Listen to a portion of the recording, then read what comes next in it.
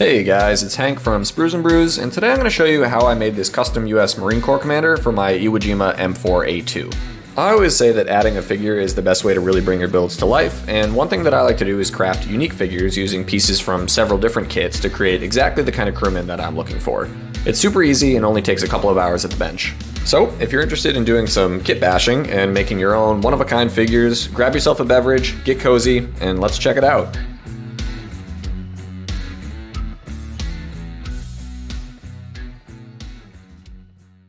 For today's project, I'm going to be using the body from this old commander figure that came with Tamiya's Easy 8 kit. I really like the pose he's in, and he's going to fit super well in our cupola, so he's great for what we're doing today. My favorite heads to use in 1/35 scale are these awesome resin sculpts from Alpine Miniatures. If you haven't built an Alpine figure before, one of the really nice things they do is provide 2 heads with each figure, so I keep all the spare heads that I don't end up using in a little bin, and they're perfect for projects like this.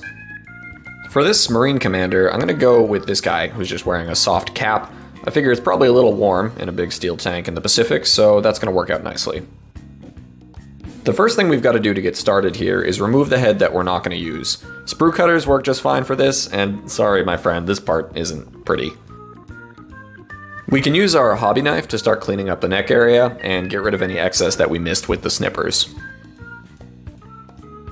And then we're going to break out the big hardware. Now, you don't have to do this part, but I find that drilling a small hole where the head is going to go helps everything fit together a bit more realistically. I'm going to find a bit that matches the neck size I'm looking for and carefully drill that part out. Next, I'm going to remove the head from the resin base and do a little test fit. If I need to make any more adjustments to the neck hole, I can do that now. If you've seen any of my other figure videos, I like to use these little drywall screw mounting pegs to help handle my figures during the painting process. So we're just going to apply a little super glue to the head and to the body and temporarily mount those on these screws. To start painting, we're going to spray the head and the torso with a bit of black acrylic primer.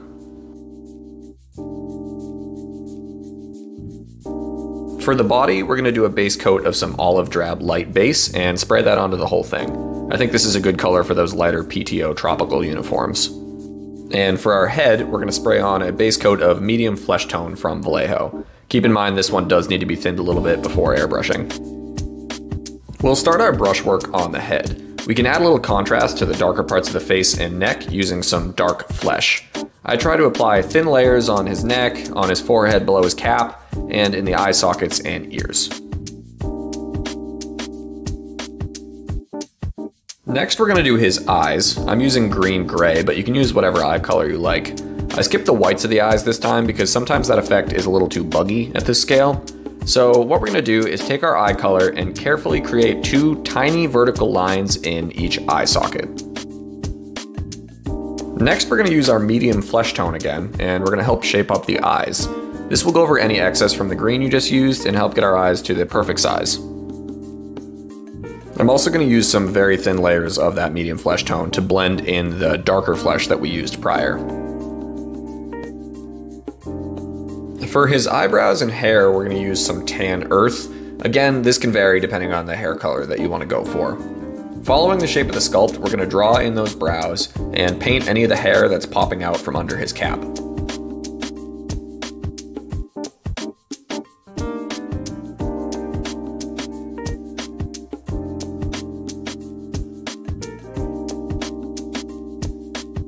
Now, a lot of the reference images you see of Marines in the field during the island hopping campaigns, they're pretty grisly and often they have a bit of a beard coming in. I wanted to replicate that here by giving our commander a bit of a 5 o'clock shadow.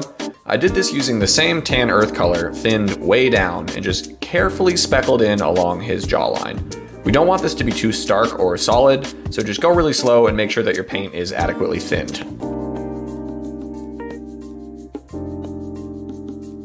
Here's our commander with a bit of stubble. I think he looks pretty good.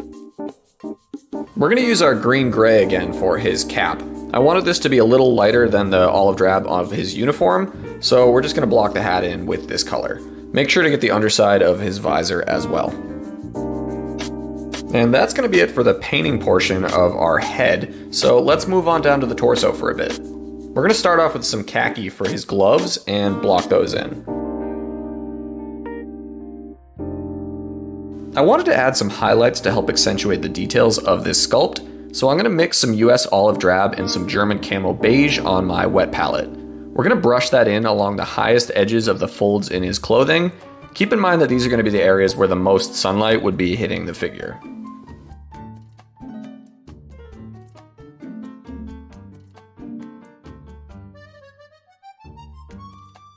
Next, I'm going to take some satin white and brush this around the inside edges of the neck hole that we created.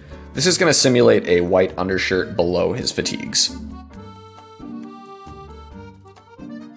And finally, we're going to take some flat black and paint up the radio mic that he's holding in his right hand. For a little extra detail, I'm going to take some thread and create the wire for his microphone here. We're just going to cut a short piece and carefully superglue it to the bottom of the mic and tuck the other end under his torso. Keep in mind that this will be inside the turret, so we won't be able to see it anyway.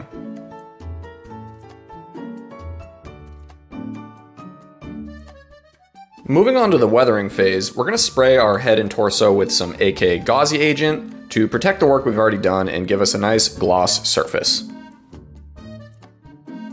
Then we're going to take some ammo dark wash and really dredge that all over our torso. Don't worry, we're going to remove most of this in a second. We'll be a little more refined on the head, adding some dark wash to his cap and a tiny amount to his ears, mouth, and nostrils to help pop those details.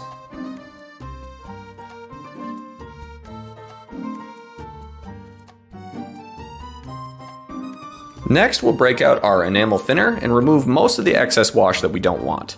The goal here is to leave just a little bit in the deepest recesses of his uniform.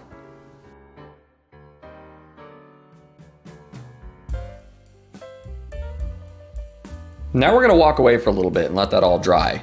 When we come back, we're going to spray everything with some Ammo MIG matte varnish to protect that weathering layer that we just did and give us a nice matte surface for our finished figure. With that complete, we can pop the head off of our screw, trim any excess glue, and do a little test fit on our torso.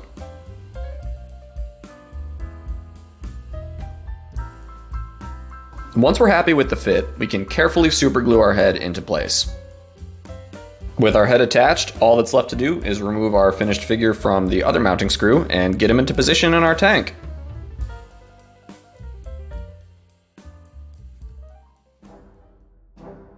And just like that, we have our finished Marine Corps tank commander looking great in his new home.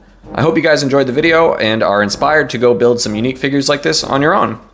Using plastic bodies with resin heads is a great way to enhance your figures without spending too much money, and they look awesome when it's all said and done. If you want to pick up this kit or some heads from Alpine Miniatures, I'll leave some links in the description below. If you liked the video, please don't forget to hit that like button and subscribe for more great scale modeling content. I try and post something new just about once a week. So until next time guys, be well, happy building, cheers.